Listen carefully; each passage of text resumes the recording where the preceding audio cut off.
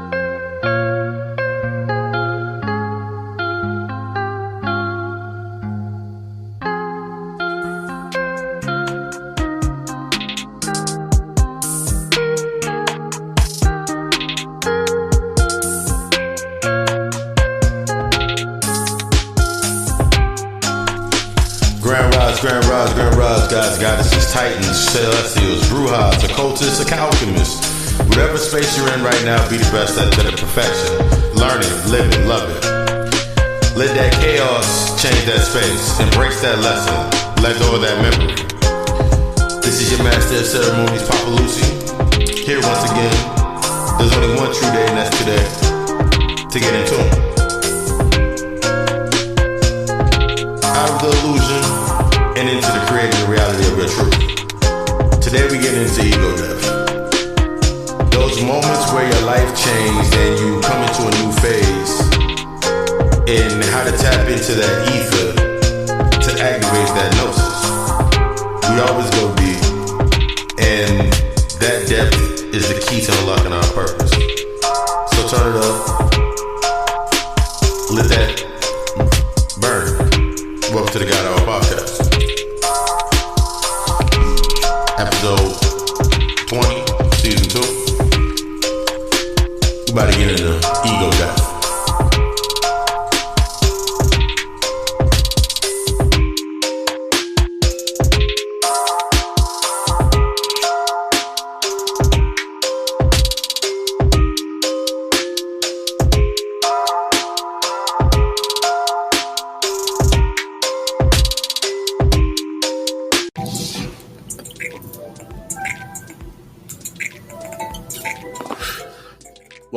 Welcome to another episode of the God Hour Podcast. As I already said before, I'm your master of ceremonies. I feel real islandness. I'm going back to the island side of myself, the island. As I'm adjusting myself, getting myself adjusted. Hope y'all feeling great this beautiful week, a beautiful day. But there's no mantra this week. And there's a reason there's no mantra. Because I felt there's no mantra needed for this subject, ego death. Yeah.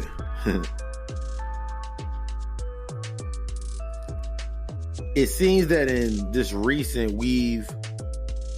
we're past the traditional hour mark of our own definition. That's a major key. We went past a while back the hour mark that we used to be at. I remember, like, when I originally, you've been following along with me since the beginning. Humble, gracious, thanks to that. But I was thinking to myself, I was like, when I first started the God Hour podcast, I was like, I'm a God. I don't live in the aspect of time. So when I made up when we put the God Hour podcast together in that original sense, I was like, you know what? Fuck the traditional hour. This is a major key for this week's topic. That's why I put that out there. It's a major key for this week's topic. We don't get into ego death. I've had a couple conversations over the last couple weeks with just building, extending myself out there, getting myself networking. Because no matter what level you're at, you're going to be networking. And one thing that I wanted to get into in the opening was breaking down ego death, like a little bit of breakdown. Now, in the opening, I quoted William Shakespeare, "A coward dies a thousand times, while the valiant tastes death but once." And that was by my will, I am going to shake the sphere of human thought. By my will, I'm going to shake the spear of human thought. The coward is your identity. The coward is your ego. While the valiant is the true you. The valiant one is your soul.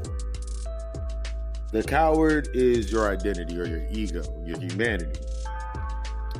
The coward doesn't want to let go for what is actually the space needed for you to truly see.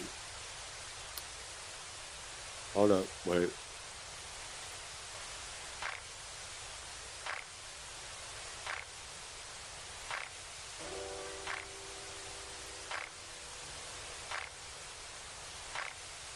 Yeah. But, yeah, the coward often escapes the coward or your identity usually escapes through many facets that are created. The coward often escapes the many facets of its own creation by creating parallels to string together a fantasy. Your ego is based upon creating this space, creating this mindset, creating this space, creating this action, this comic strip based upon you being in this space now. It puts you in this mindset that you need the house, you need the car. Think about you're in a child's place. That's the aspect of being a perpetual child without any growth. You're a child of humanity.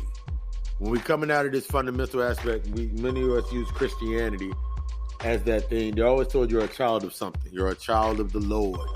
You're a child of God. You're a child of Allah. You're a child. So you act as a child. As a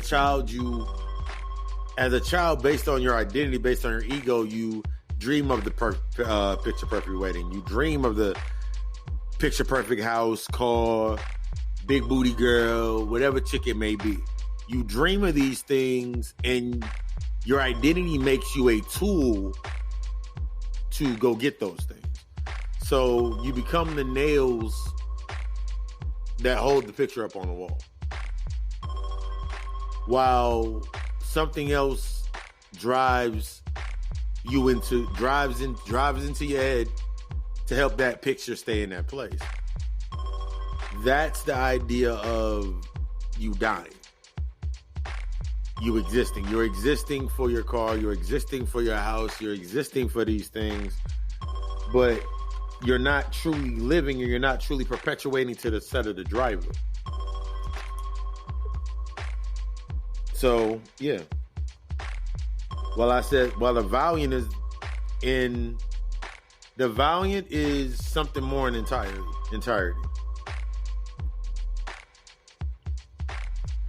So, yeah, this is going to lay fire to your spirit. I want to make you feel something. I want you to feel some type of way. But, of course, I wouldn't be Papa Lucifer if I didn't give you that.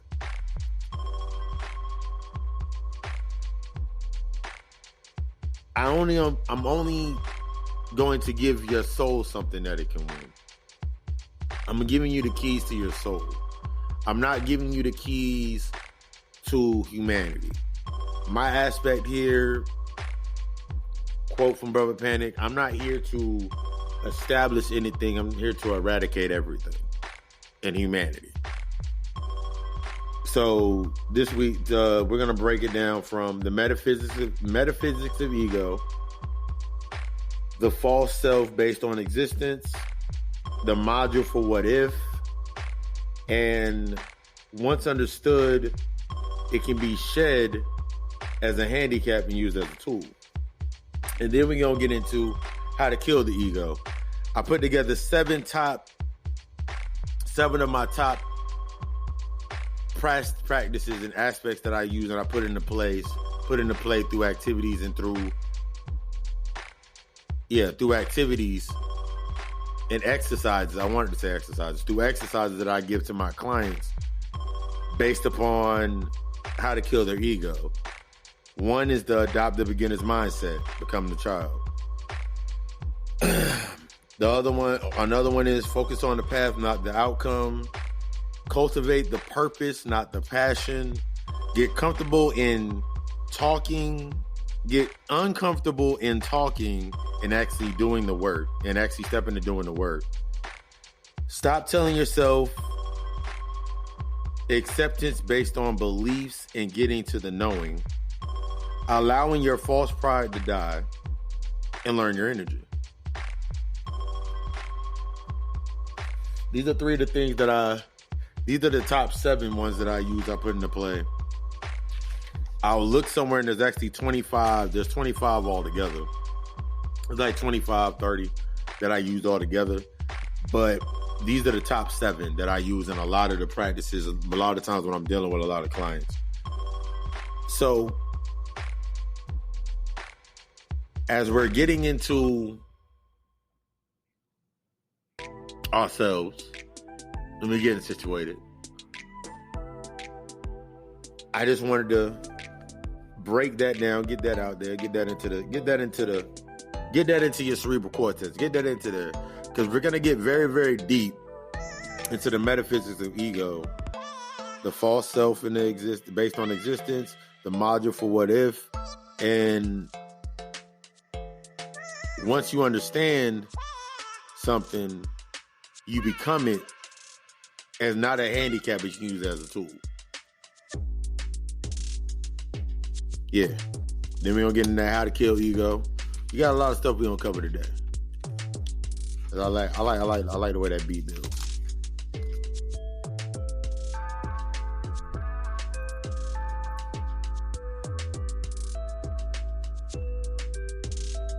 Yeah. So stay tuned. Hey, we're choosing the God Hour. Be back right after this.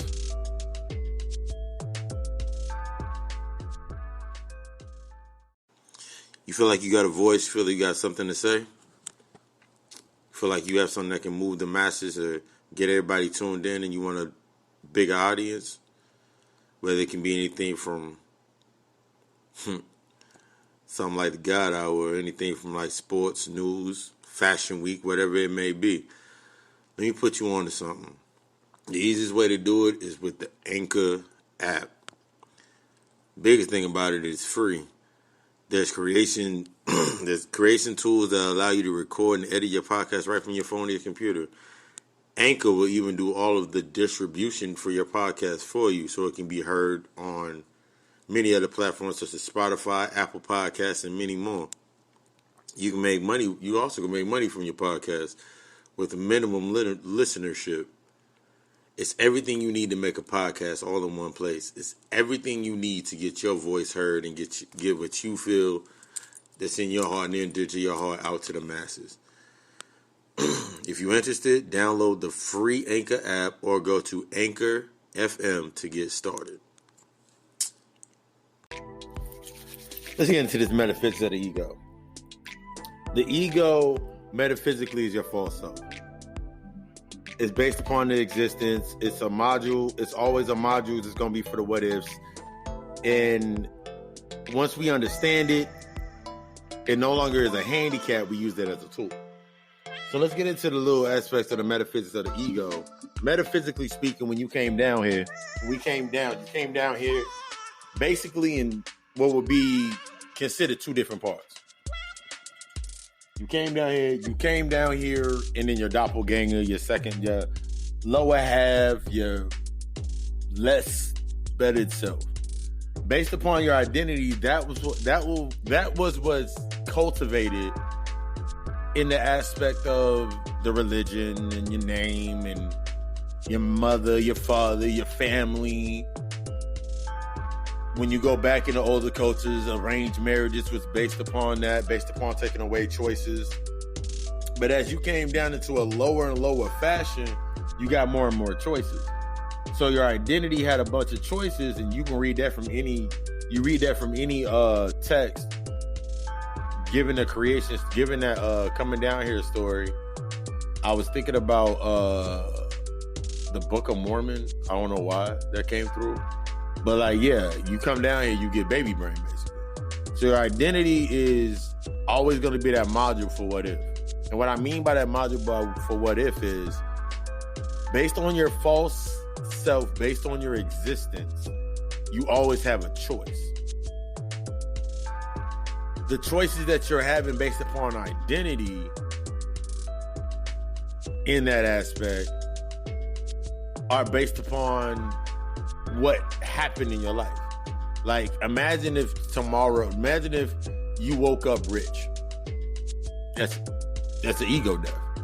If you woke up rich right now, if you woke up tomorrow with $1 million, your life changes. The aspects within the generalized to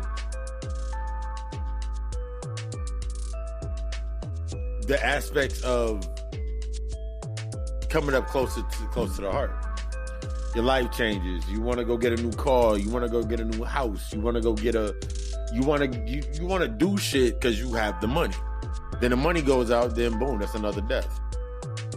Ego death is this aspect of letting go of everything that happened before that. Your ego only can live and exist based on what it knows and what it has recorded to be perceived as true or false. Remember, your subconscious records everything, whether it's up, down, right, left, whatever color it may be, it records it as it is. Your ego is the thing or the entity that deciphers it, or whether it's right or wrong, whether it's good or bad, whether it's fat, skinny, small, if it's broke, you got money, whatever it may be. Your ego does that deciphering. So, based on those fundamentals of your false existence, you're given an entire world that's not necessarily real. Think about that. You're given a whole entire space, which is this illusion. So you go through your entire life building up this numerous things within this space, and then you're permanently handicapped. You automatically think just because of how you were raised,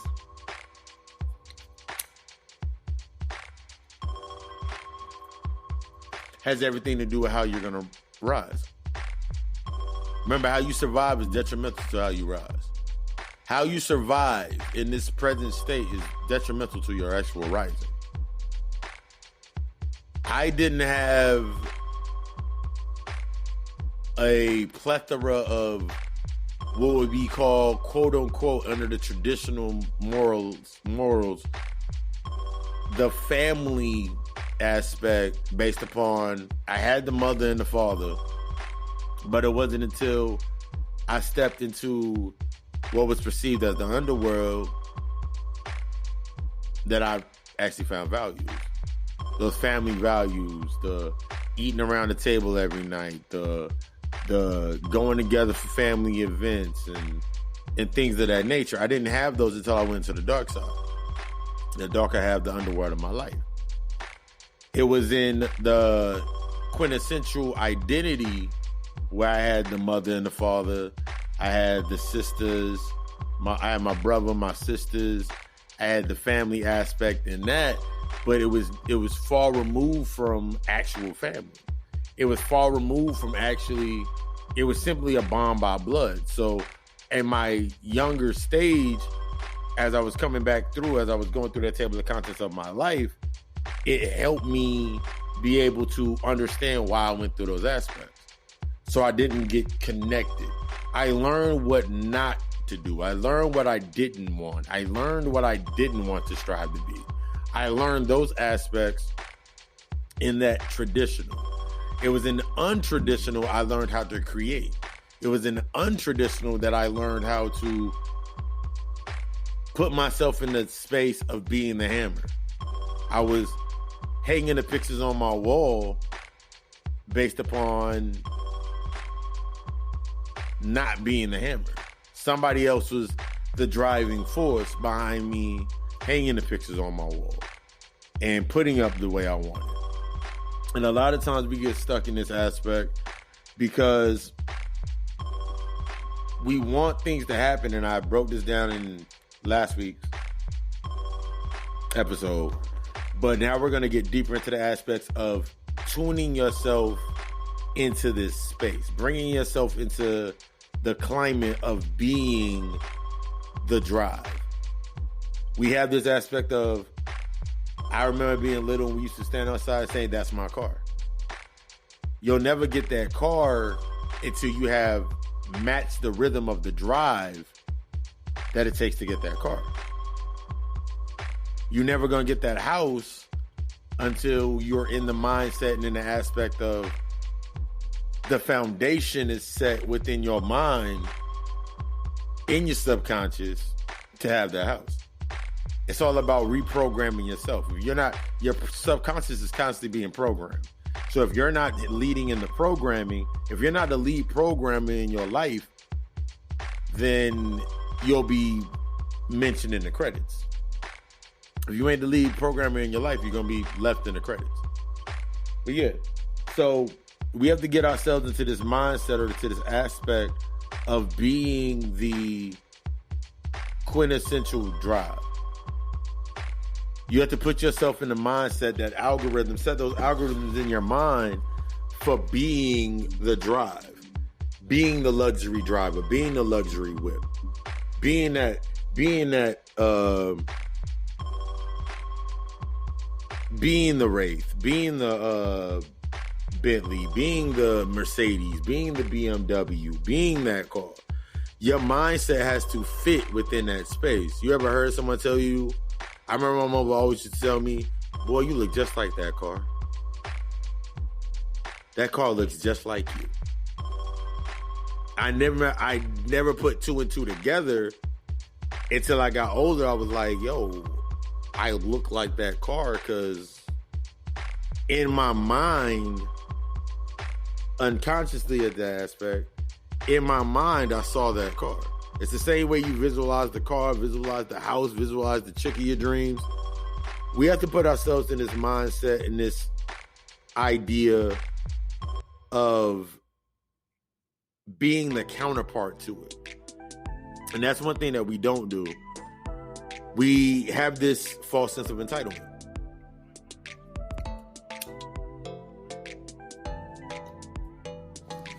Within our minds, we have this false sense of entitlement because of something that we were based on our identity. We'll sit here every single day and we'll be like, oh, we were slaves, we were slaves, we were this, and this. That's nice. But in reality, what are you now? You're not I see people put the shirt on all the time. We're not our ancestors, and we're not this and all this and the above. And then in the same line, someone would be like, but we are ancestors, they lived through us. So you're picking a side in living the contradiction. You picking a side and you live in the contradiction. You have to put yourself in this mindset of becoming the foundation that you want to set your house upon. Because naturally, everything that you do above actually matriculates and becomes below. The law of correspondence. So, I've said it before when I was talking about if your mind is within struggle, then everything you will have will be based upon struggle. So, if your mind's based upon struggle, that house you want, you'll settle for something that looks like that house based upon your struggle pattern, the algorithm of the struggle, and you'll be renting that house for the next 10, 12 years.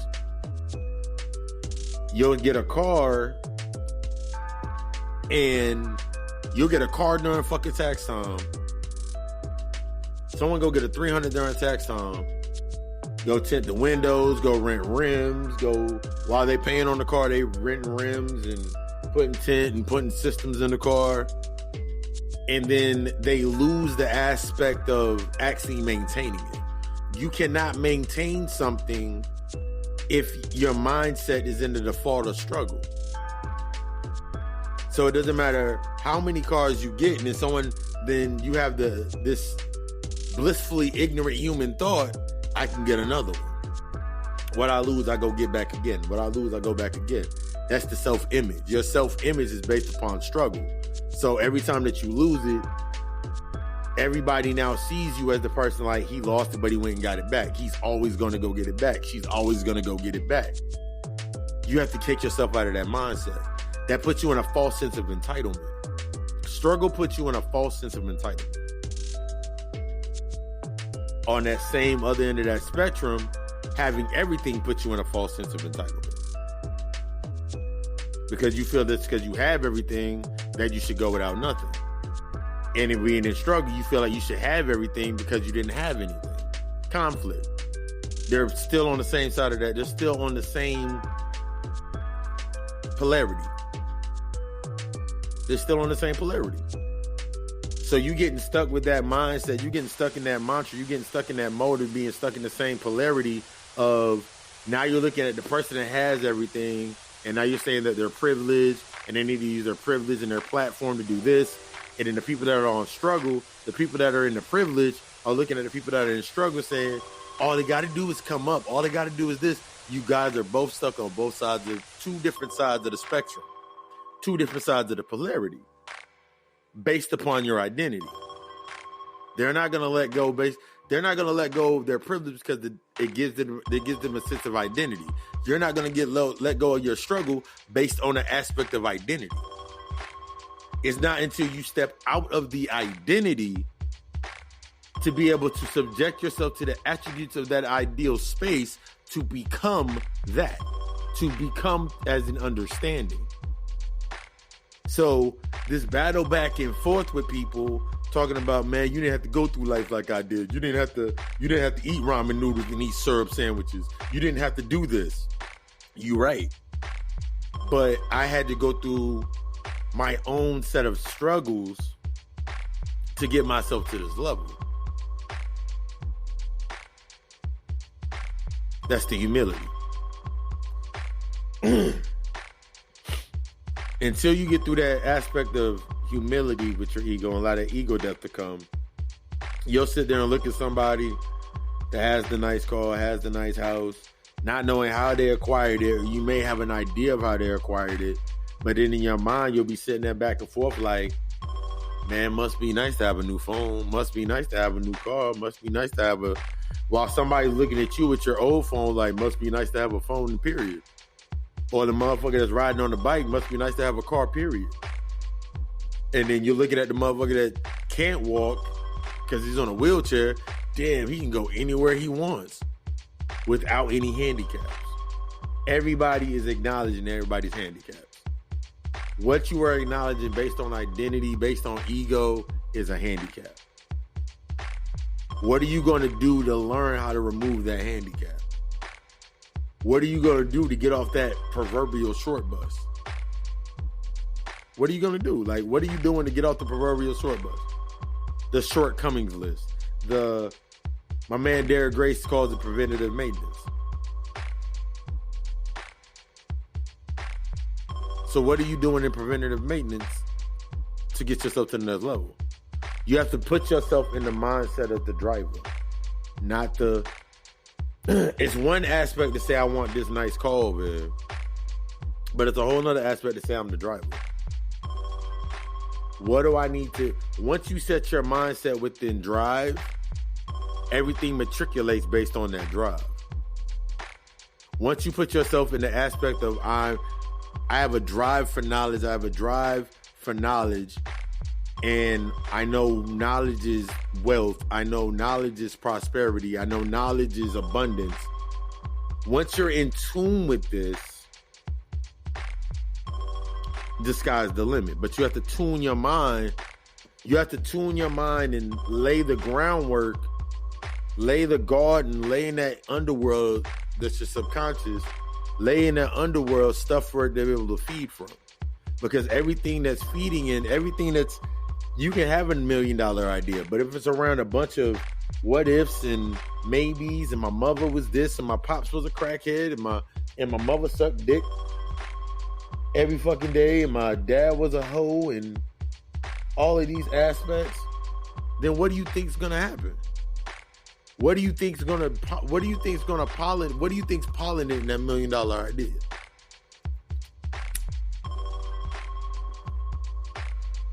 What do you think's driving that $1 million lifestyle? What do you think's driving it?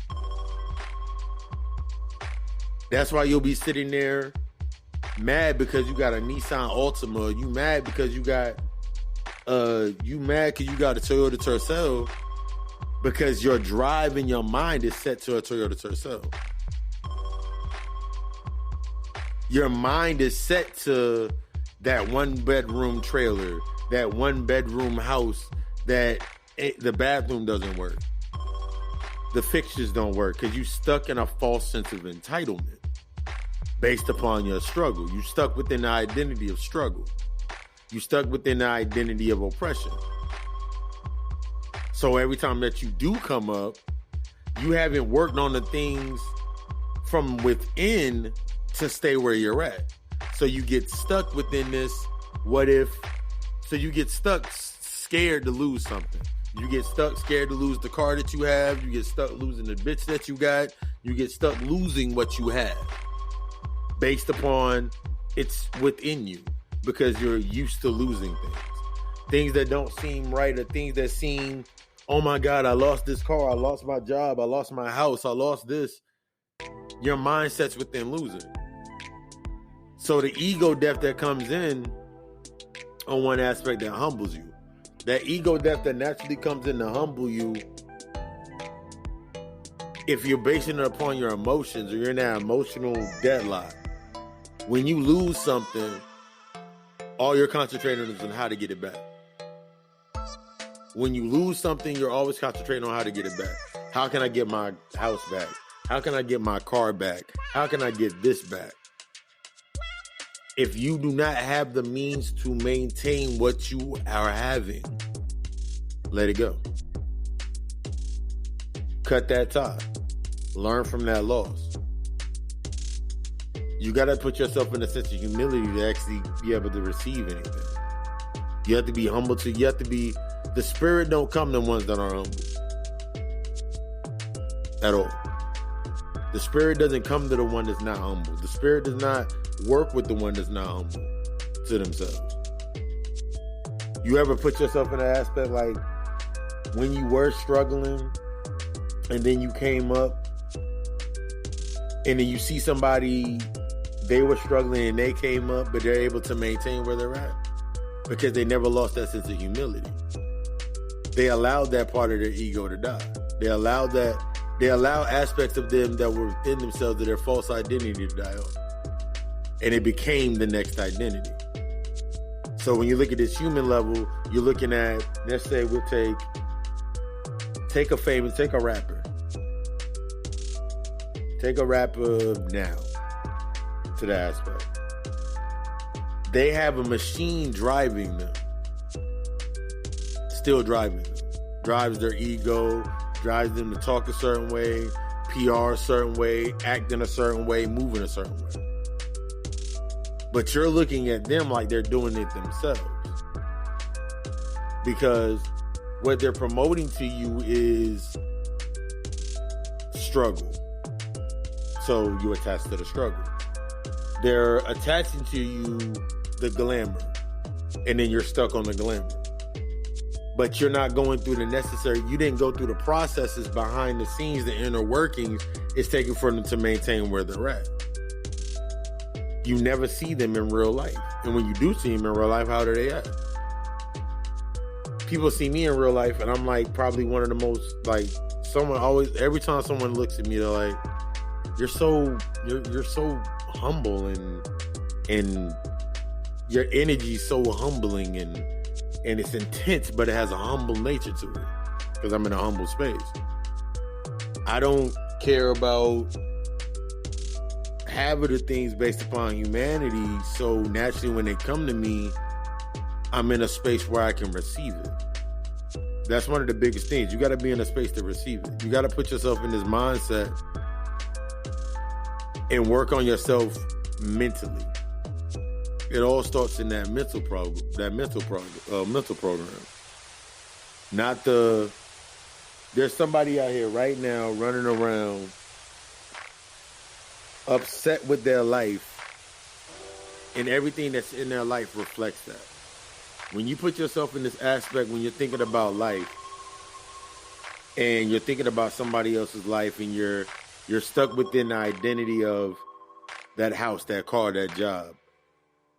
When you're in that space in your mind, you're looking for someone else that's at that life. You're looking for something that's different, that's changed. Someone's life that's changed, but no one has evolved. So you're around certain aspects of people that match the vibration that you're on. They're not on a different frequency. The reason that you're able to get to them and you don't feel no discomfort is because they're still on the same frequency. Things that are above you, things that are needed to challenge you are always going to be a frequency above you. They're always going to be above you in the sense of that frequency. They're always going to be above you in the sense of the word of, I'm losing my thought right now, tacos. They're going to drive you. No one's going to drive you. No one's going to give you more than you're going to give yourself. You have to become comfortable with that thought.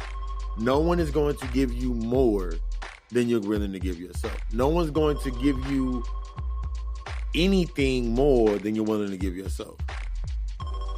On the other end of that spectrum, the only time someone's going to give you more than you're going to give yourself is how much you're willing to sacrifice to them.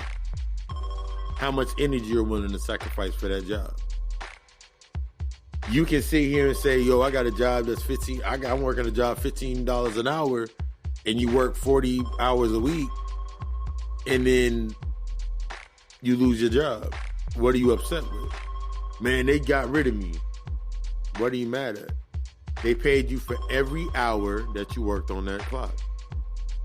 They paid you for every hour that you worked, and they paid you for the 15, 20-minute breaks that you took throughout the day, hiding in the bathroom playing Angry Birds. So what are you really mad at? The false sense of entitlement. Because it's always going to go back to the same things. Entitlement, false sense of entitlement, false sense of oppression, and a false sense of pride. Man, they let me go, man. You know, you white people don't like me coming up. How about this? If my mindset is stuck within the white man not letting me come up, then everything I'm going to do is naturally going to buck against a system that was put in place long before I got it. People get stuck on that. Like, it blows my mind when I hear somebody talk about nothing. It blows my mind. It blows my mind when people battle identities. They want to sit back and forth and they have whole conversations for 30, 40, 50 minutes, hours on end, and they don't talk about anything. They talk about the last time, the last car that they wanted, the chick they didn't have sex with, the 3 guys they had sex with last week that totaled up to $120. They're stuck in this aspect based on that's all they know. So that's when you hear people always talk about, yo, I'm bored. With all of this, if you're broke, how are you bored? Think about it like that. If you're broke, how are you bored? If you're not where you want to be, how are you bored? If you don't have what you need, if you're not where you want to be, how are you broke? How are you bored? It's an asinine feature. It's an asinine fixture based upon the handicap that is your humanity. You feel just because you can't go somewhere, when last time I checked, YouTube is free, Google is free, the library is free. There's a million apps within the App Store that are free. Any app there's an app called Mentor Box, and it gives you the aspect of the same way that a millionaire reads 7 to 10 books a day. It breaks down those books into a way that they have an outline and they have a syllabus and an outline where you can actually get the key points of the information from the book and move on to another book. I listened to 3 audiobooks yesterday while putting together the music for this podcast. I listened to Dark Psychology. I listened to Jesus and the Lost Goddess. I listened to a little bit of Contagious. All great books.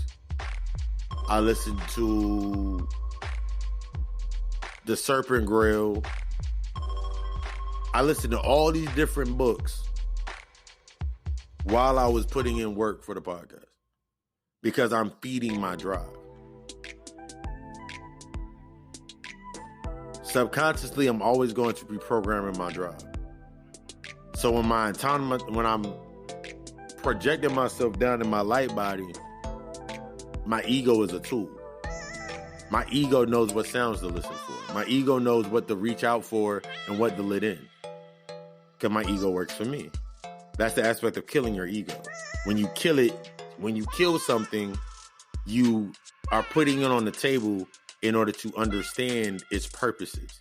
Once you understand that your ego is a handicap or a crutch, once you're past that aspect of giving a fuck, once you're past that aspect of caring, once you're past that aspect of giving a fuck what other motherfuckers are thinking, your ego has no power not unless you give it any power.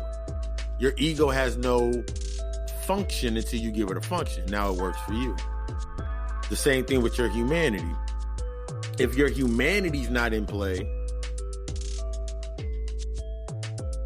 based upon what you're wanting and your need, your humanity now structures as the learning tool to get you to what you need to get to. You subject yourself to the attributes of the ideal space in order to learn and become. So what's holding you, this is all, I'm always saying this, what's truly holding you back? What's stopping you? What's taking you to a position what's stopping you from getting to the position that you're wanting to get to? You can't say money because half of the information is on the internet and it's free. If it's not free, the shit don't cost no more than $10, $15.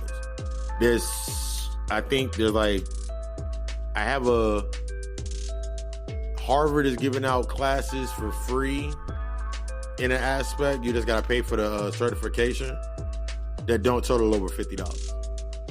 And they got a bunch of different fucking certifications and classes. So what are you really doing? Except for making excuse after excuse after excuse based upon struggle. That's that opening to understanding your ego is just conditioned to survive. If you're conditioned within struggle, then your ego will only thrive to survive. But yeah, after this, we don't get into how to kill that ego. So, yeah, stay tuned after this little break. We're going to get right back into this. Killing your ego here on G.O.D. And a couple of examples we're going to put out there.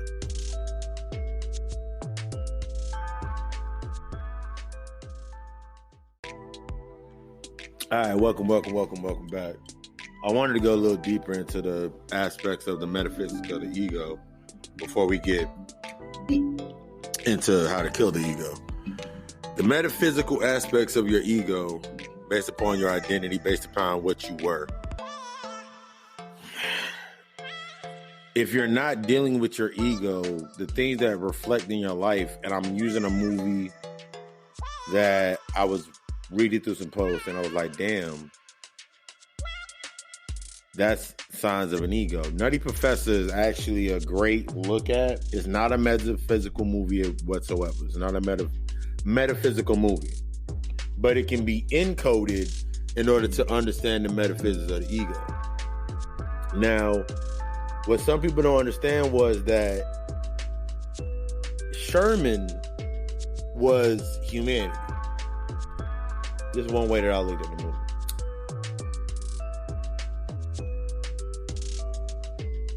Sherman was humanity. Buddy Love was his higher self attached to ego. Everything that he did not heal or deal with in himself and his humanity is what Buddy Love became. Buddy Love was the opposite of shy. He was the opposite of shy and he was everything totally opposite of Buddy. That was his higher self. But when you're taking this energy in and you're interfacing with your energy, taking yourself to the higher level, if you do not do the necessary work, then that's what happens. You become a Buddy Love archetype of yourself. You become this sense of independence, this sense of entitlement based upon, look at everything that I overcame. Look at everything that I overcome. I was a slave. I came from a single parent household. You become this identity still stuck within conflict. The only difference between the conflicts of that identity is there really is no difference. There is no difference between the two identities. They're both striving from the same conflict. One's just now more trying to hide away or get rid of things, and then this causes you to get into this manipulative phase of yourself to manipulate things to fit within that space.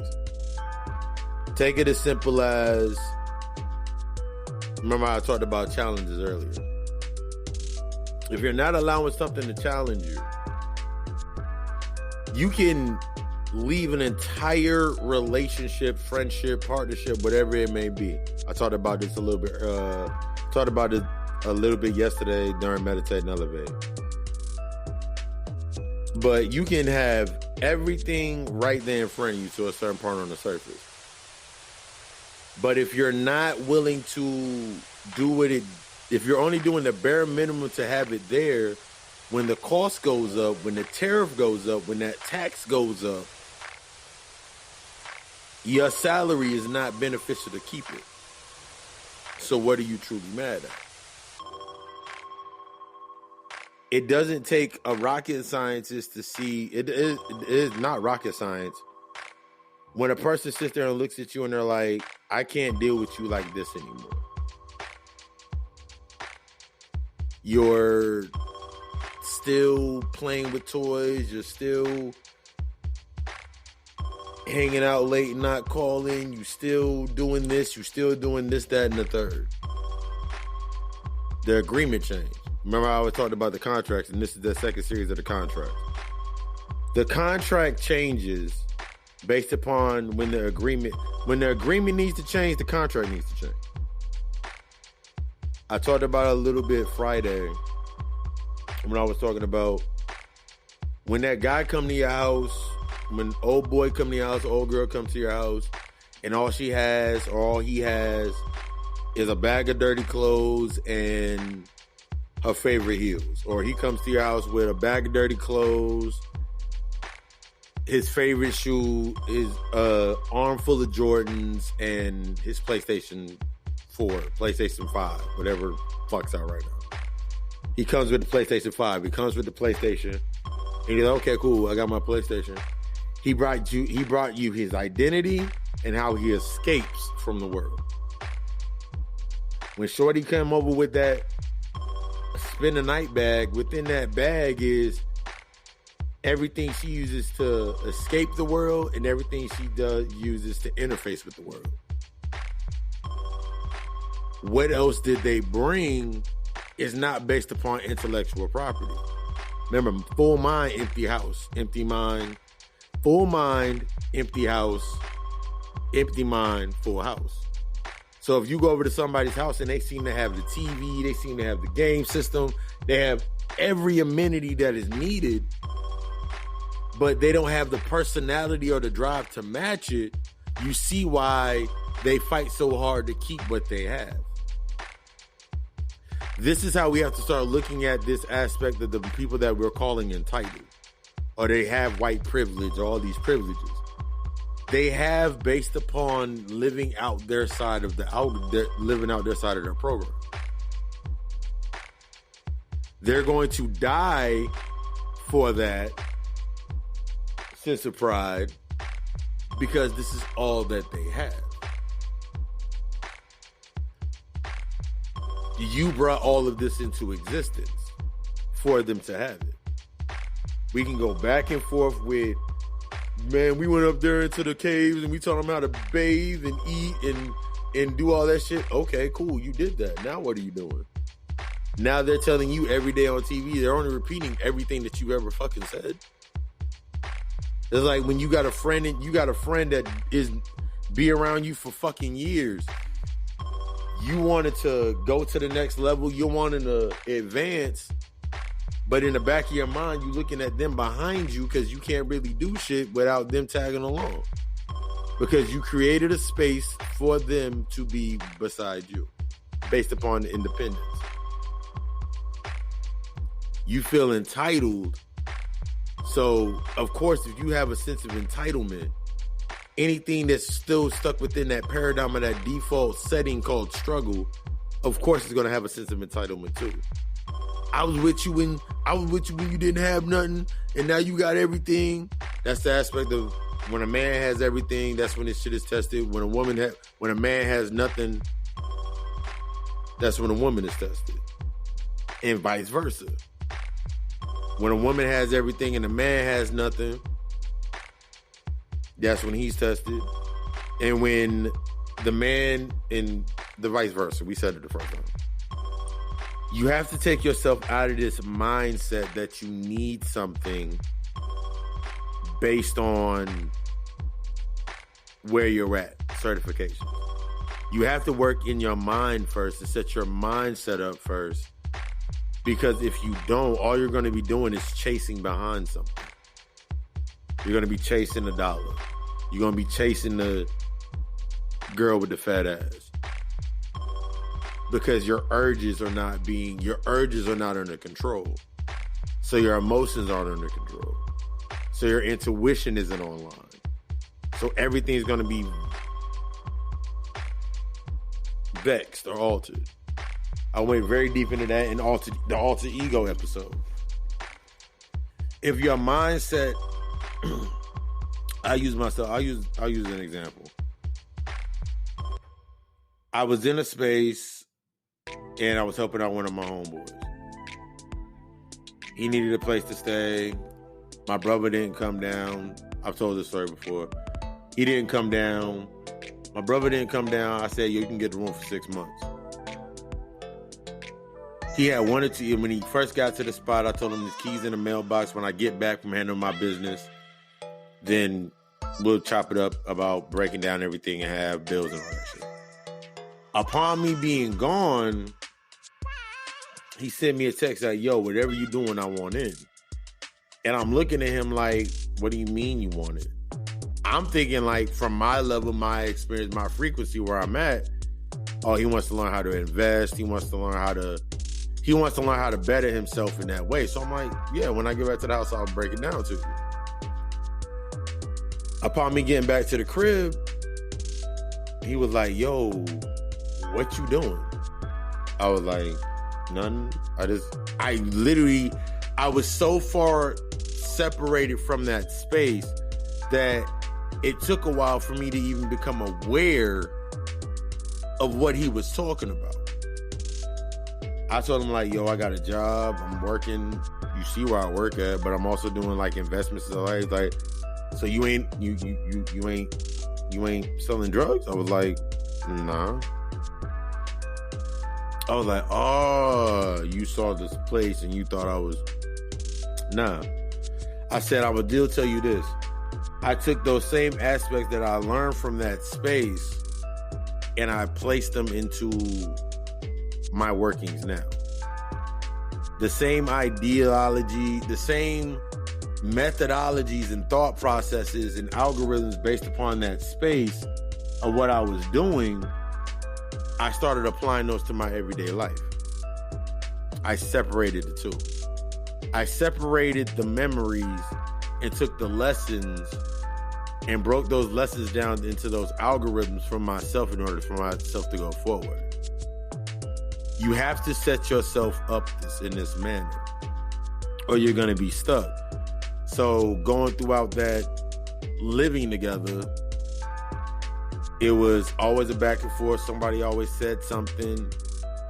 Somebody would say something about, it's nice that you staying with him or y'all got a place together.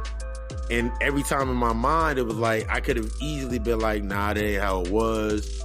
Nah, that ain't how it is. I could have been in combative state or in conflict with them because he was in conflict. He was bringing imbalance. He was trying to bring imbalance unconsciously, bringing imbalance into the space.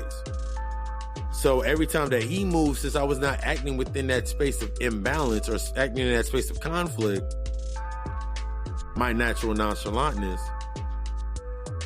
it made him upset. Because everybody would keep going back to him for more answers. Everybody would keep going back to him because there was things that were always left open-ended, or always left things open-ended. So he started up his lies, so he had to finish his lie. I never chimed in. And when I did chime in, it was like one or two words to like, yeah, this is my spot. Other than that. I remember one time a shorty came over, actually, she was like, so who owned all this? I said, 90% of this is mine. The 10% of what is not mine is in that room over there that is his. She said, okay.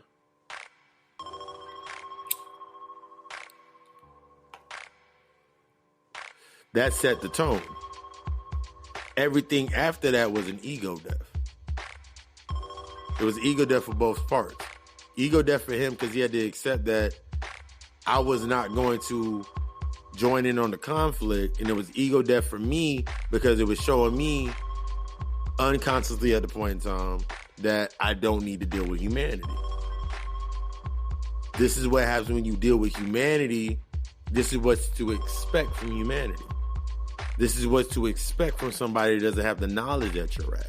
This is what you expect. This is what you're to expect. And then you shift from expecting it to accepting it.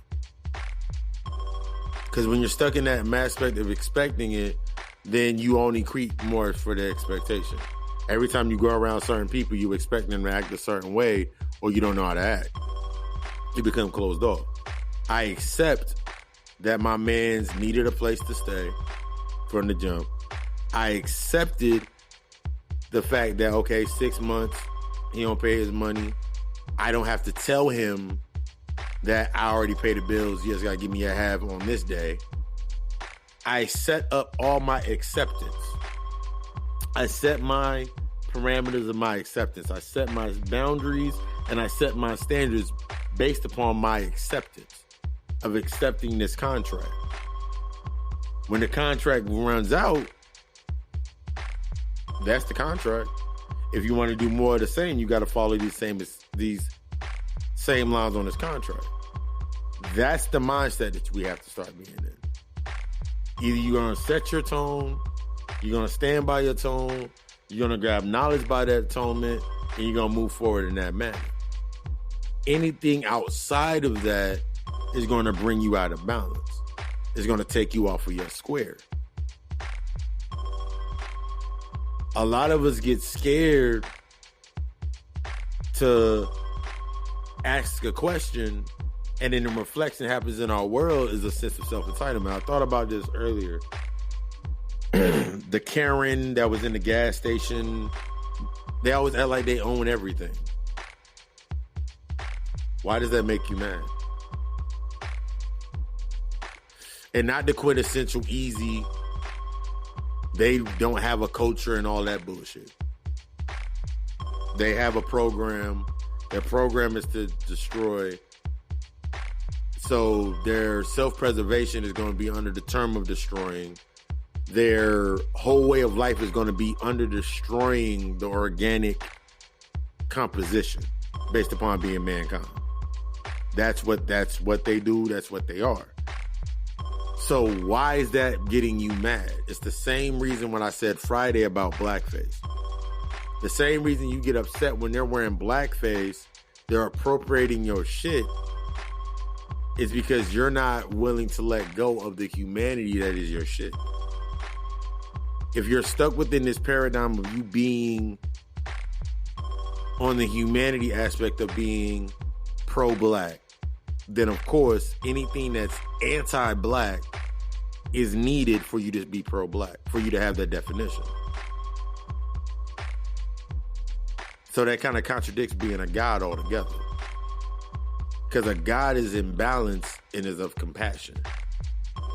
A God is of forgiveness. A God is of compassion. A God is in balance of his knowing, of his masculine, and within the nurturing and the wisdom of his feminine. Androgyny. We still going half at it, so our ego takes the ride on the other side. It's like right now, if behind me, I had like a whole bunch of clothes sitting behind me. No matter if they were dirty or clean. Don't matter if the shirts were clean or dirty. If I woke up one morning, I was late for an interview or late for a networking or some type of deal. It sounds good saying that, by the way. I'm humbled to be able to say that. Let's say I had a deal I had to go to or a meeting I had to go make some money.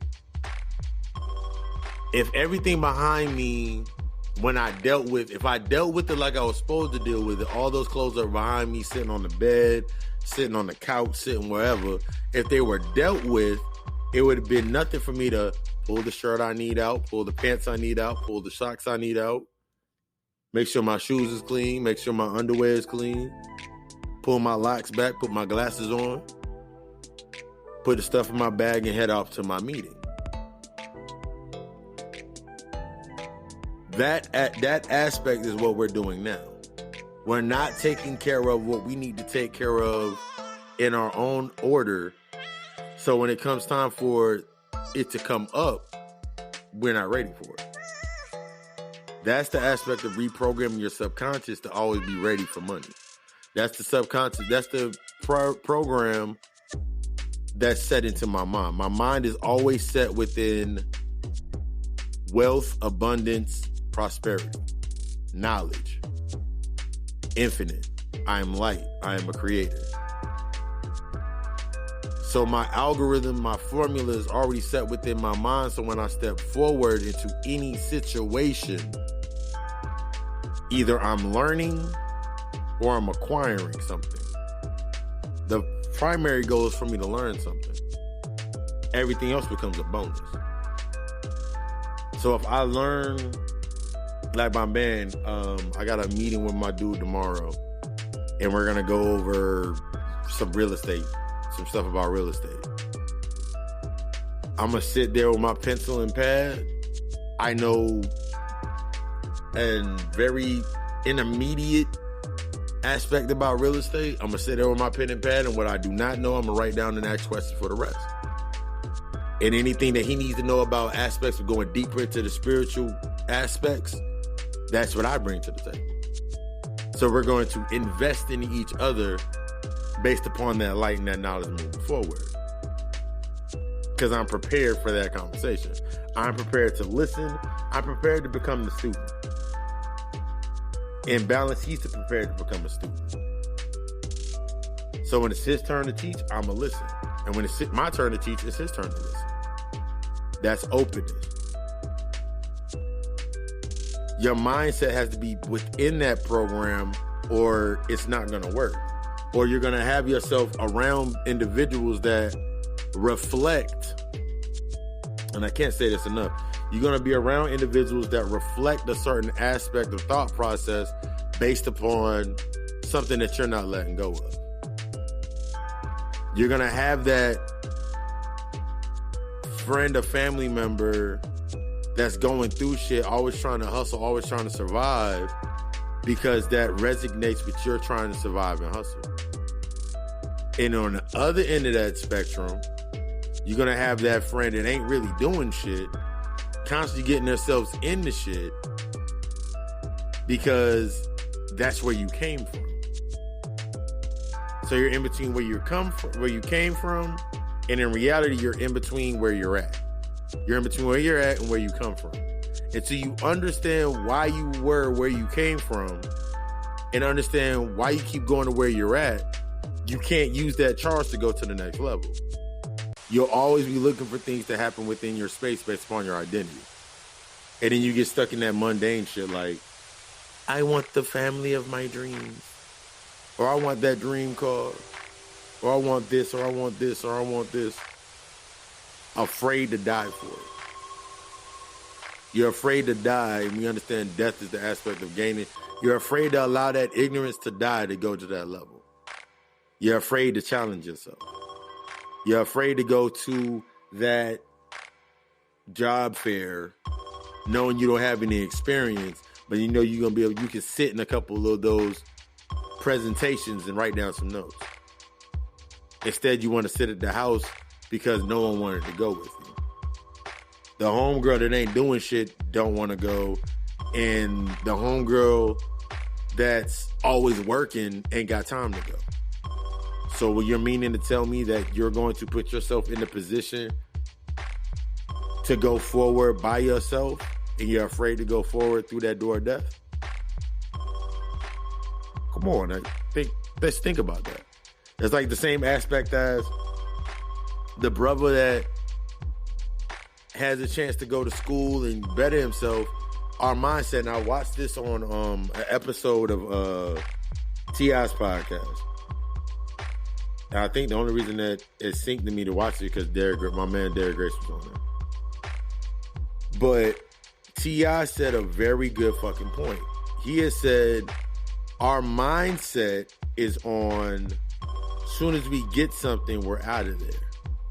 Soon as we get the money, soon as we get the car, soon as we get enough money and we get the car we want, we out of there. We out of the hood.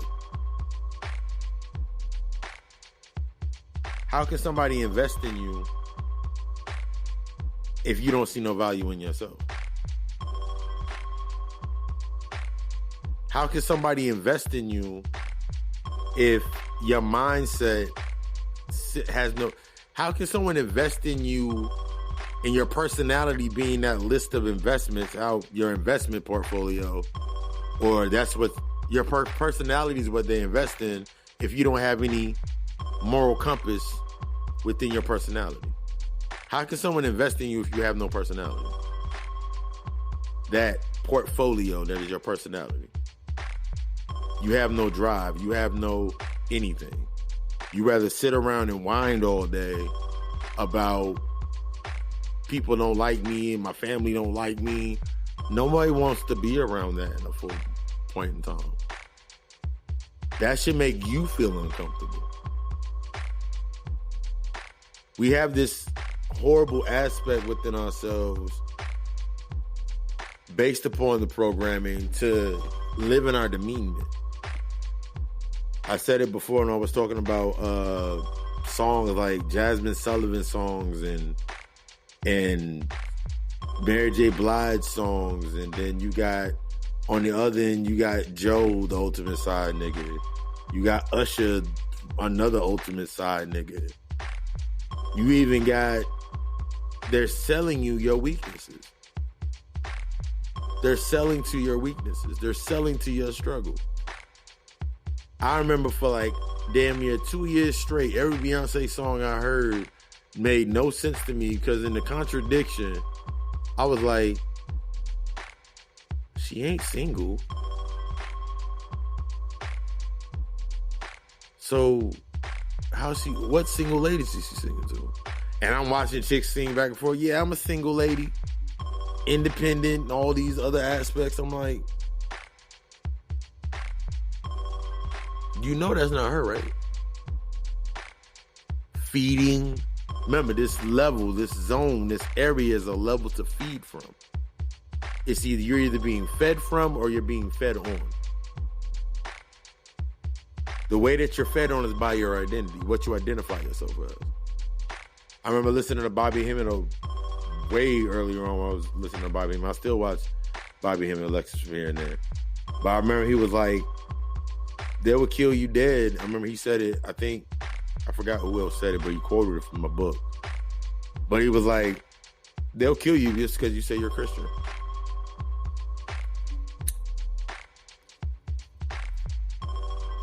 And that's simply because they'll kill you because they have they already have a system put in place for you to be a martyr of.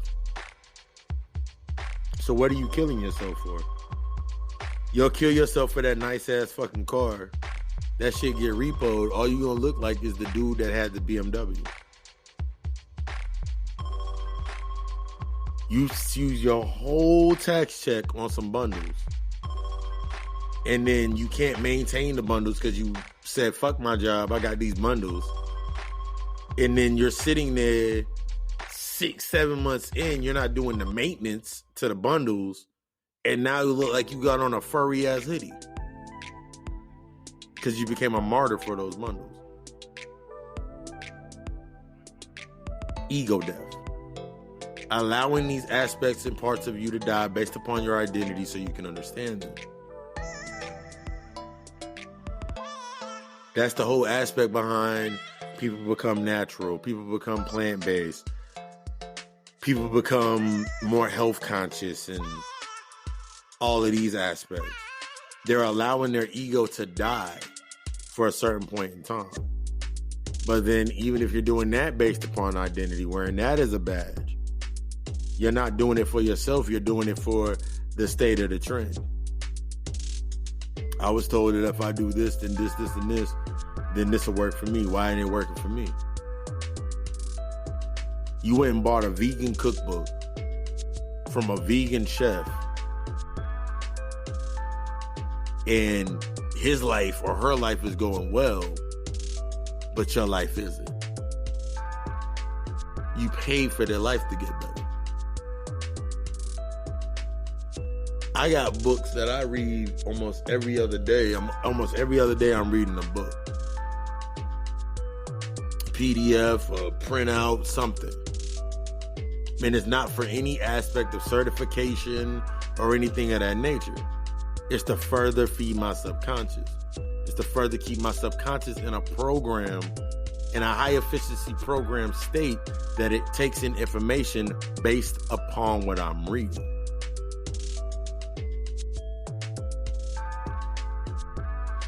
I couldn't do that if I was still stuck in my identity. There's so many things I couldn't do if I was still stuck in my identity. I wouldn't be where I'm at right now. And this is all from the humble factor. I wouldn't be where I'm at right now if I made certain decisions based upon feeling sorry for myself.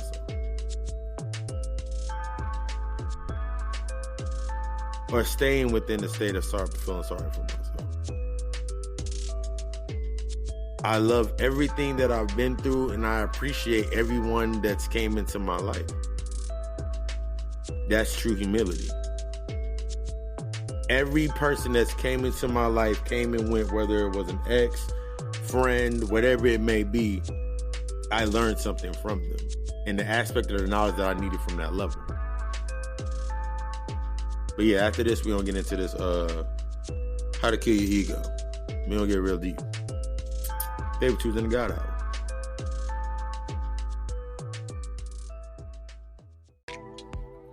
Whoa! I'm gonna let that beat ride a little bit. I like the beat. I like the music that I make for each podcast. I wanted to be different with that. I didn't want to make the same music that I hear. Like when I listen to podcasts, it'd be like the same music. So it's like part of my challenging myself daily.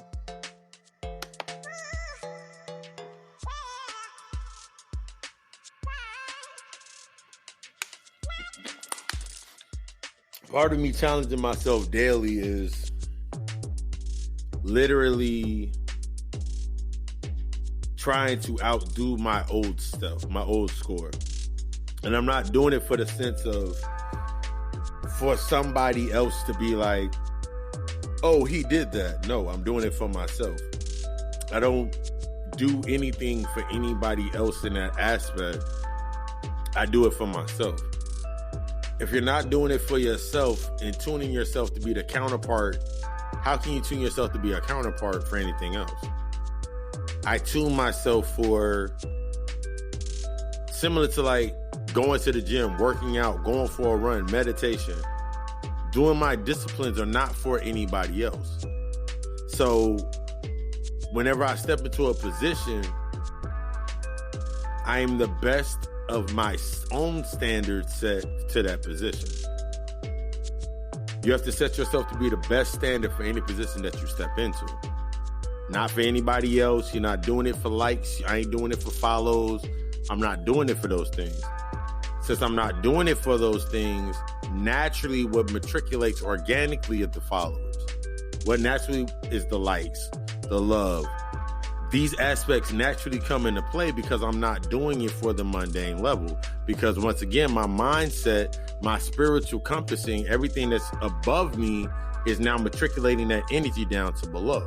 I'm in that algorithm just to do shit. Because I'm not worried about how much this is going to make or how much this is going to cost, or I'm not worried about my rent. I'm not worried about my insurances. I'm not worried about my bills. I ain't worried about none of that shit. And it takes a long ass process. It's a major ego death for you not to have to worry about those things. I ain't worried about them things since probably for about 3 years. I remember when I first started coming into the awareness and the realization that when I need something, it's going to be there.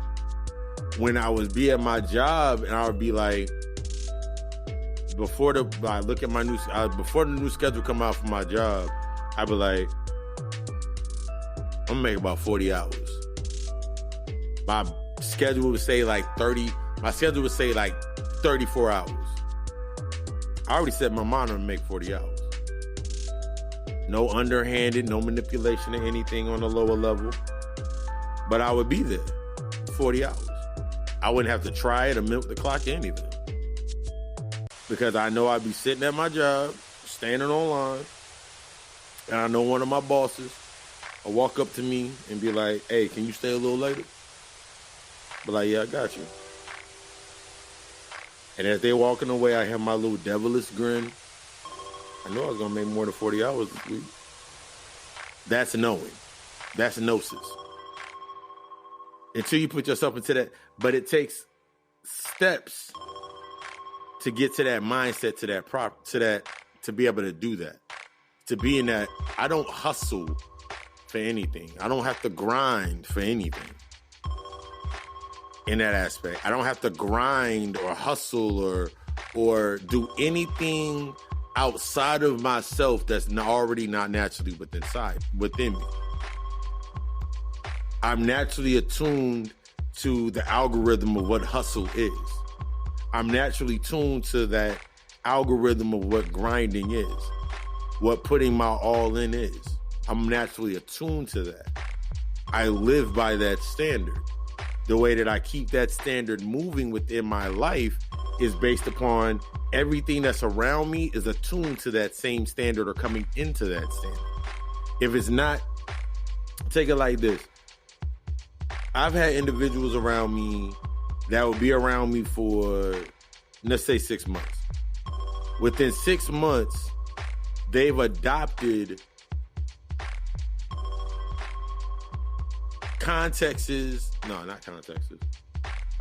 they've adapted adopted or adapted. They've adapted to the climate that I move at, and they've adopted archetypes and attributes of me and learning how to apply them into their own life. Once they see that they start working, they want to apply more attributes.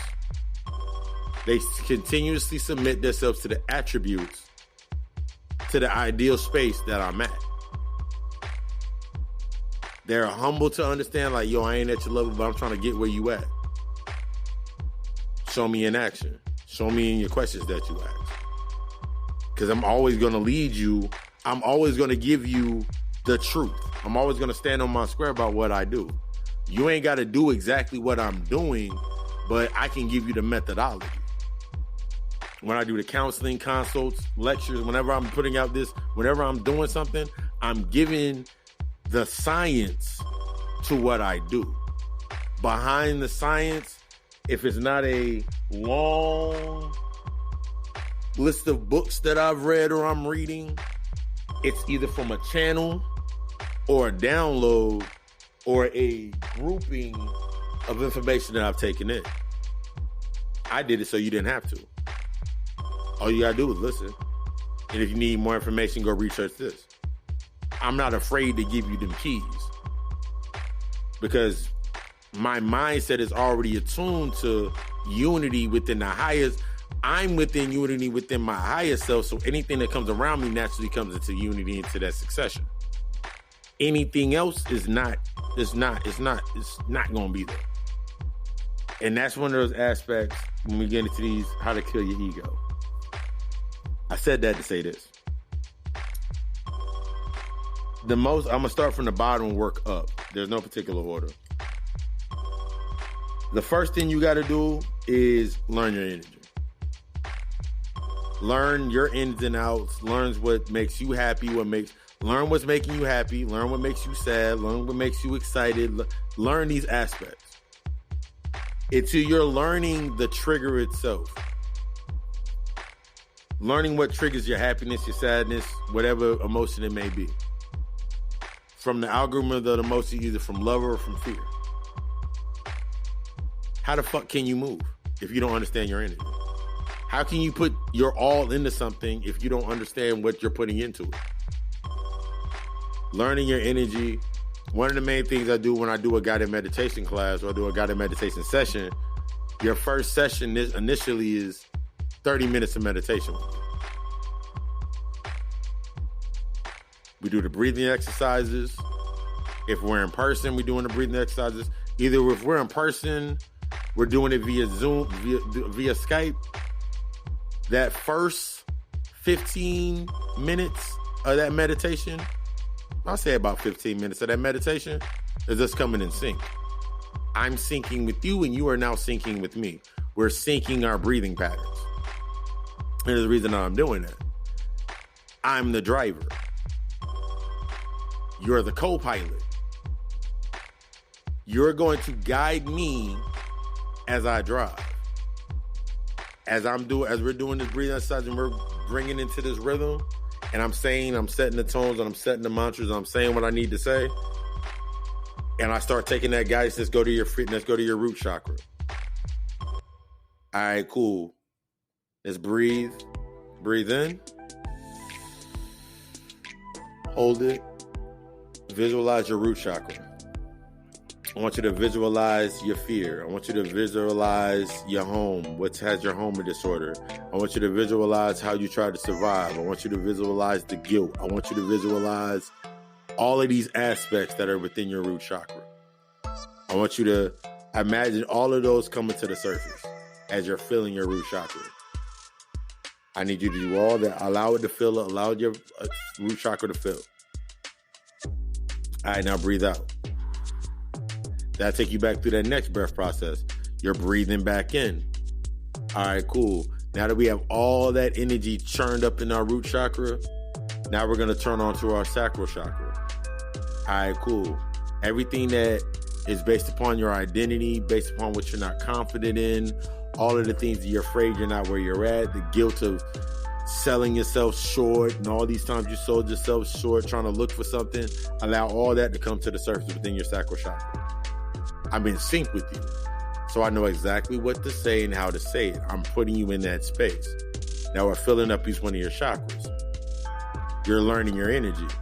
All right, cool. Now this is what is powering you. All of these traumas and triggers and all of this stuff that's stirring you up, that's what's powering you. So that's what lays on your heart. So that's where you speak from that hurt. And that's what you get to see. And that's what you wear as heavy on your head. And I take you through this entire process of learning your energy. I take you through that whole process, learning your energy. And then we get deeper into the chakra 666 part, where chakra spinning, we do chakra spinning, the visualization process of visualizing your energy coming up to the surface, what you want to work on. One of the biggest visuals that I use when I do a chakra alignment meditation is I tell you to feel your root chakra. I tell you to feel whatever chakra or chakras we're working on, and we single them out. Feel your root chakra with all the stuff that you're thinking about and fear, all these aspects, helping you identify what chakra it's in. And then I tell you to imagine blowing on a mirror on a cold day. And as you're taking this breath in and you're blowing on this mirror, everything that is within your root chakra is on the mirror, shows up on the mirror. Kind of like in the movie Constantine, or any movie where little kids, because I'm getting you into the aspect of adopting your beginner's mindset, that mindset of a child, that visualization and imagination.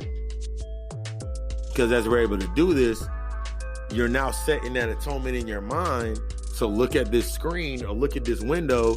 This is all the things that I need to get rid of.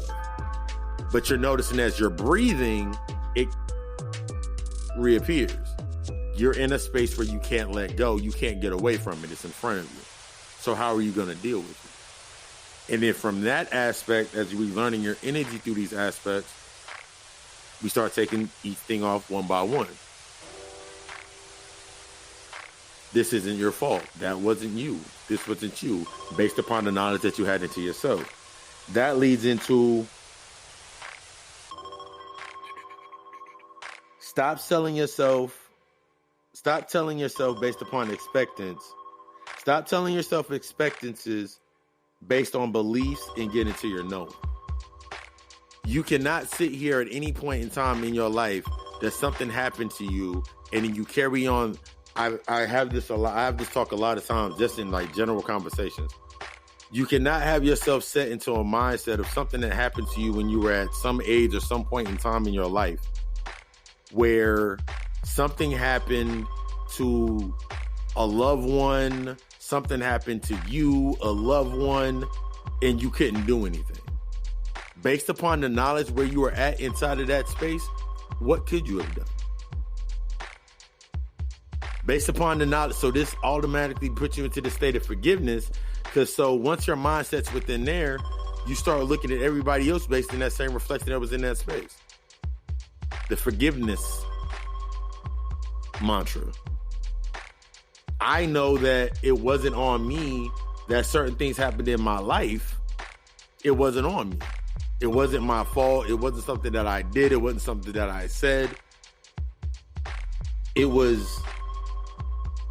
wasn't on me.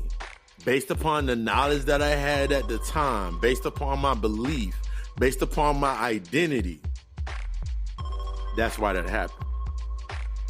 What can I now learn from this to go forward? And that gives us into the aspect of focusing on the path and not the outcome. This is a big one for a lot of people. We tend to try to focus on the outcome and we don't focus on the path. We focus on we focus on the car or the house or whatever it may be. We focus on the shorty that we want. We focus on the job that we want, but we're not focusing on the path to get to what we want. So you get surprised when something pop up. Man, I'm trying to get this car this weekend. All right. What stopped you? man, this came up and this came up and this came up. Now, if you were focusing on the path, one of my mentors always told me, Nick Leach, one of the coolest Italian motherfuckers you'll ever meet on this planet, in this realm. He was like,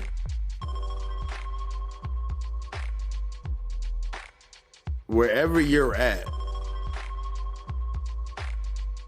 you got to focus on, your mindset must be in the space that you're trying to go to while you're on the path to get to it. Set where you're going to go. You're already there. This is how you start aligning yourself in affirmations, your manifestations. You're already here in this position. You're already there in that space. So everything that's behind you, based on that space, that you're now turn yourself around, visualize yourself turning around. You're staring at the path from your physical self as a tool getting to your higher self. So everything that comes up from doing that energy, when we start working on your energy work, everything that comes up is a tool, is the aspect, your body is now the tool. You're now the hammer. All of these shits are nails. So as you fashion your path, this becomes closer naturally by itself anyway. You're already there. I always hear this when I hear a lot of people always talk about, you got to picture it when you're already there. But I never really see anybody actually put out like the visualization process. It's kind of like when I hear people talk about how someone starts a business. And then I remember I was listening to Jess Hilarious. It was funny. She was talking about, like, people were like, well, it was a lot of hard work and it was a lot of God and it was a lot of this and that. And that's how I got to where I'm at right now. What steps did you take? If your mind's not set on the path, and all you focused on was the outcome, then I can guarantee that's why most business models fail. And it's okay for the failure. Think about how many businesses fail before they actually triumph. Think about how many people fail before they actually triumph. Think about how much practice they had to go through. It's the process that you have to go through in that path of where you're trying to get to that next level.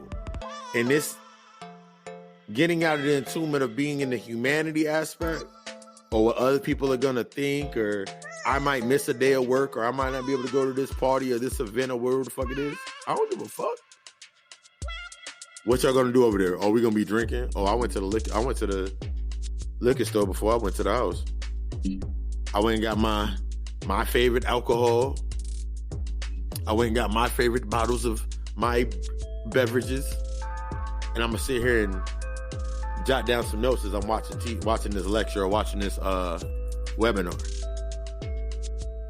You have to take yourself out of the aspect of concentrating on the path and not the outcome. The outcome is already set because you already have it set in your mind. So everything else is the ingredients, the recipe to getting to it. This leads us to cultivating the purpose, not the passion. This is a big one. If you're not cultivating your purpose, then you'll be chasing others' passions. If you're not cultivating your purpose, you're going to be chasing others' passions. The passion to look good, the passions that we talked about earlier in the metaphysics of your ego, you're going to be trying to put shit together based upon your passions. So you may get enough money to get that Nissan Altima, but you're going to try to make that Nissan Altima look like an Infiniti G23. You're going to get enough money to get the Chrysler 300, and niggas did this shit being niggas. being chaos, because it's natural for it to happen anyway, they're going to go get that dumbass grill and say they drive around in a Phantom. Man, I got the baby Phantom sitting outside. No, you don't, nigga. It's a 300 with a mesh grill. We have this aspect of our self-image that we try to maintain. That's a passion. If I'm focused on my image, my passion, then I'm not going to be able to be cultivating my purpose. I cultivate my purpose at all times. I went for a good 6 months. This is before this COVID-19 shit. I ain't getting no haircut. My beard was growing out, but I understood my purposes. I wanted my beard to get thicker, so I let my beard grow out a little more. I kept it lined up so it didn't get too crazy. I kept fucking bandanas and head wraps around my head. I kept my locks always up. I kept all of these aspects of myself because I was focused on another purpose. I was cultivating my purpose. So I didn't have time to engage into external passions.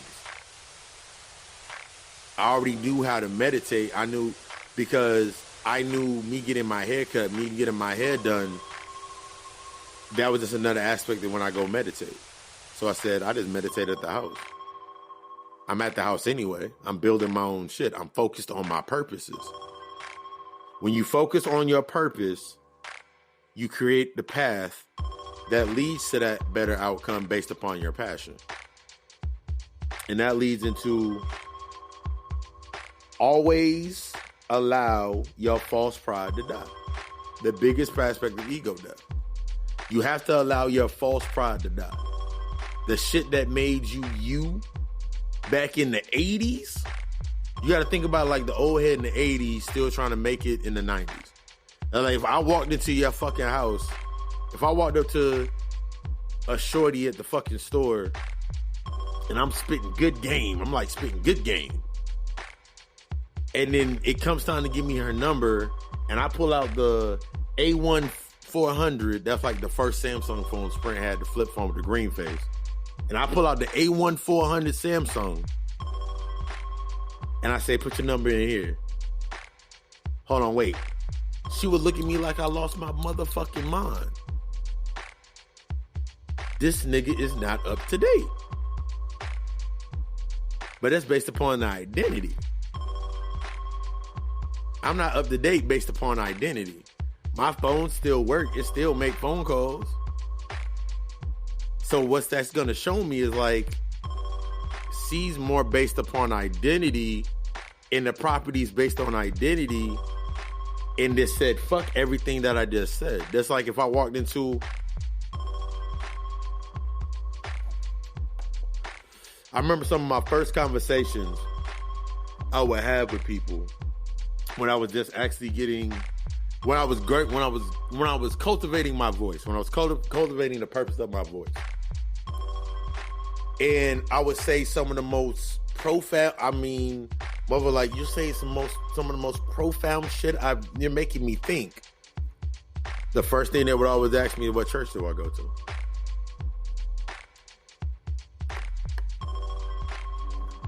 In my head, I look around, but like, I don't go to church. I don't go to a church. I try to because I knew what it was about to lead to, so I tried to lead the conversation in my favor. This is before I even understood how to put things in my favor. Oh, you don't go to church? You should come to my church. I was like, I really don't go to church. When you think you're too busy for the Lord ain't too busy for you. This is well before I was just coming into the angry conscious phase. So I wasn't really prepared yet to the outcome of putting things fully in my favor. I wasn't fully in the outcome of coming into my passion of speaking my truth to that level. I wasn't in the mindset to be able to imagine a scenario where I could win. I didn't know my energy yet. So them saying that, even though I knew it was not to be true and I knew it was fundamentally unsound, I did not know how to move my energy. My expectance was based on my belief that everybody would naturally believe what I believe. So I was not uncomfortable in talking. I was uncomfortable in the aspect of talking. I was comfortable in talking, but when it came time to do work, I knew I wasn't ready for it. And that's what led to me now. If I didn't go through these processes of these ego deaths in myself, I cannot be sitting here right now, episode 20, season 2. It's like the 34th episode of the God Hour podcast, speaking the way that I speak. I wouldn't be able to sit here with this smirk on my face looking like the Baphomet pictures because I would be ill-advised. I would be afraid to say there's no going back or fuck them kids or some of my one-liners that I've said over the fucking cost of over 2-3 years. I wouldn't be able to stand by what I stand by. I had to allow that ego death. There was a lot of things that I had to let go based upon my ego death when it came to the aspects of just being me. It takes a lot of energy, and if you don't understand your energy, it takes a lot of energy to speak at this level and speak at this tone and stay in this space. And then this is when you start realizing once you understand your energy, once you start having that imagination, you allow that creation to come forth. You start working on your passions and your purposes, your purpose instead of your passions. Your purpose naturally takes you to the drive of your passion. So I can sit here and sound and stand by what I sound like. I can sit here in this position and somebody can say something to me. Ooh. And with all humility, I'm not going to jump back down their throat. I'm not going to, if I don't have to. Let me make this perfectly clear. If somebody comes outside of their head in a manner that is unsavory, I have the intelligence to come back at them in an unsavory, intelligent manner. I looked at something the other day. Someone said, you can't be rude and spiritual. I said, use the fucking line. Because sometimes you have to set that tone. The great mother Erykah Badu said, these tea and incense can turn to a Colt 45 and Newports in seconds. It's because she understands how to use it as a tool. Once you understand how to use your energy as a tool, use your emotions to guide you intuitively as a tool, you become the untouchable force. So I can have this same conversation. It can get super heated, but I don't lose myself in the conversation. I know how to step back. You can tell when someone's trying to pull you down into that lower frequency, and you know when to break away free. Because the first thing that you got to realize is when you're having an argument with somebody, one, if you exchange it, you know it's an agreement to tether energy. But you have to ask yourself the same questions that you need to ask them, you need to ask yourself first. Are they intelligent enough, or do they have the intellectual fortitude to come with me at this level? Have they read what I've read? Have they researched what I've researched? Have they studied what I've studied? Man who knows one book don't know none. Those are the aspects when you're stepping forward and understanding, turning your humanity into a tool, your ego into a tool. Become the hammer, stop being the fucking nail. Stay tuned for the plug talk. And we're going to get back with the closeout. Yeah.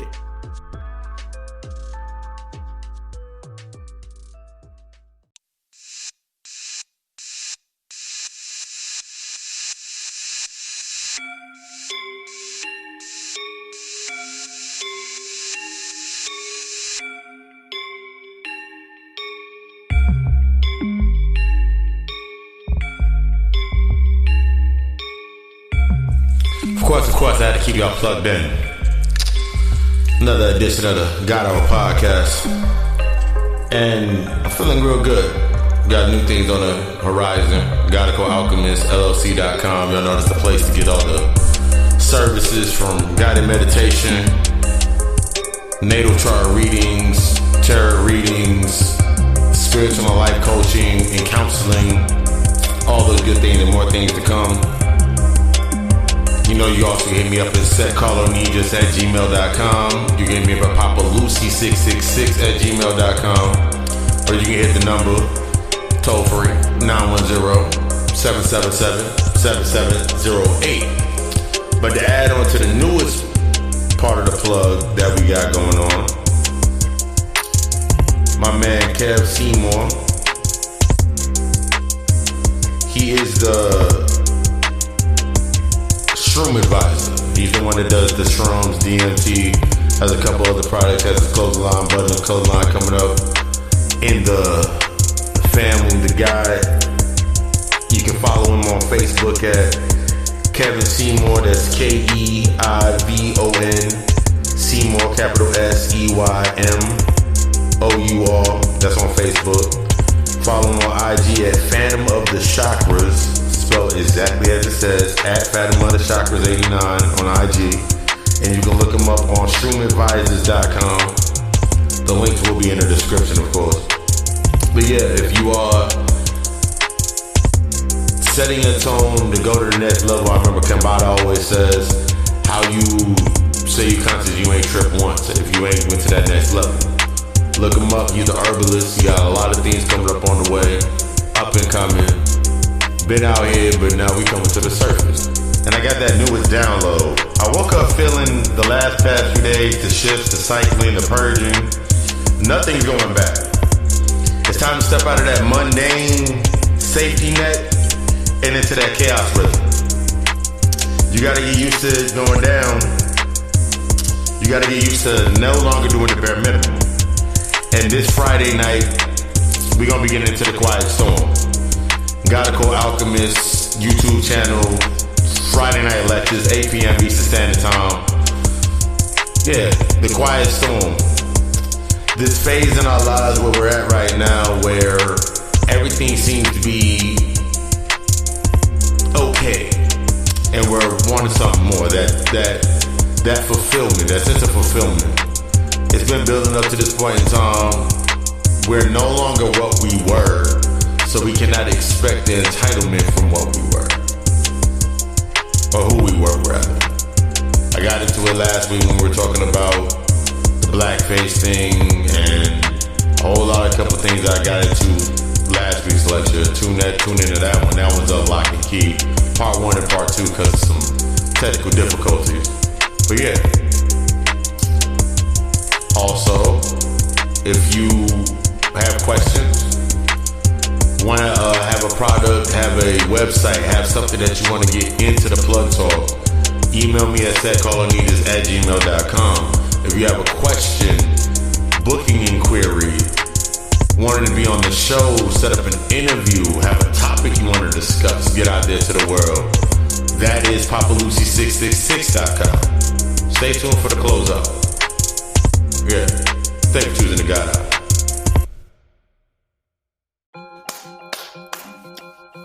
Whew. We made it through. I don't know why I said we made it through like it was a bad thing. We get real deep. I know sometimes what I've started doing is I took this from one of my mentors. Long time ago, one of my mentors when I was coming up in the restaurant game, if you want to call it that. And he always told me, give enough to fill the plate so they understand that they were hungry. When you properly give out enough, the right portion, they're always going to come back for more if it was made the right way. So that's what I do whenever we giving out this information. We can go so much more deeper into how to kill the ego and so many different aspects, but synonymous to your chakra system, I gave you the top 7. All the information that I've given you is based on the top 7, the main 7 that I use. The other 7 are deeper techniques that I wouldn't feel right being a spiritual advisor, being a spiritual teacher, being a consultant, being a counselor, giving them to you and then not giving you the rest of the tools. Investing only half-assed. So that's why GodaCodeAlchemistLLC.com for services, all of that nature. Email me, DM me, get at me in those inboxes, get at me in the DMs, get at me in my emails, get at me on the website, get at me at the number. All of that's in the plug talk. Get at my man Kev when you're trying to go to that next level. When it comes to the shrooms, the DMT and all of that. But the main aspect of what you're coming into when you're coming into yourself is that quiet storm that we're going to get into on Friday. That's going to be the unofficial part 2. The podcast is part 1 unofficially. So unofficially part 2 is always the lectures on Friday. So if you tune into the podcast, that's like the syllabus. Because on Friday, when I'm on that YouTube live lectures are coming soon. You see some venues, you know of a venue, let me know about the venue in your area, and we can set that up. Email me for that booking inquiries, getting all that information, so we can actually start doing the live aspect of me being live and direct, because it's always different live and direct. Different energy, we moving from a different space. But you're coming into your higher self. You're coming into your better self. The things that were of your identity no longer fit. And as you're noticing, as you're moving forward, you're noticing that shit don't fit, shit don't smell right, shit don't act right, it don't fit right anymore. You're even noticing back and forth in your day-to-day, you're going to have 1,000,001 questions, and that's why I created the imprint for it. I got asked a question earlier on in my build. Way earlier on in my build, like years before. And then somebody had asked me, and then that question repeated itself. I couldn't answer it the first time, but I can answer it better the second time. And the second time was like, if you have all of the information, how do you charge your people for the information? It's about investment. If you're not willing to invest into yourself, why would you think that I'm willing to invest in you if you're not willing to invest into yourself? That exchange of currency or this energy that I put together as I'm putting out the podcast, as I'm putting out this content, this information, that's tied to me never going back to where you were at in that aspect. Humble as fuck when I say that. I'm not in the space that you were at mentally. I'm not in those traumas anymore. So I've stepped out of the traumas. I've stepped out of that space. So I'm at a different rate of energy. I'm at a different frequency. I'm at a different rate of sound. And it's so humbling. I was sitting out last night before I took my shower and laid down, went to bed. And I was looking at myself and I was like, yo, I'm not where I used to be. And I said that. So I was looking at myself and I was like, I'm on a different level. And then I remember I was sitting there before I went to sleep, took my breaths in and spoke my spiritual name. And before I can even get my full spiritual name out, the spirit was like, and start acting like it.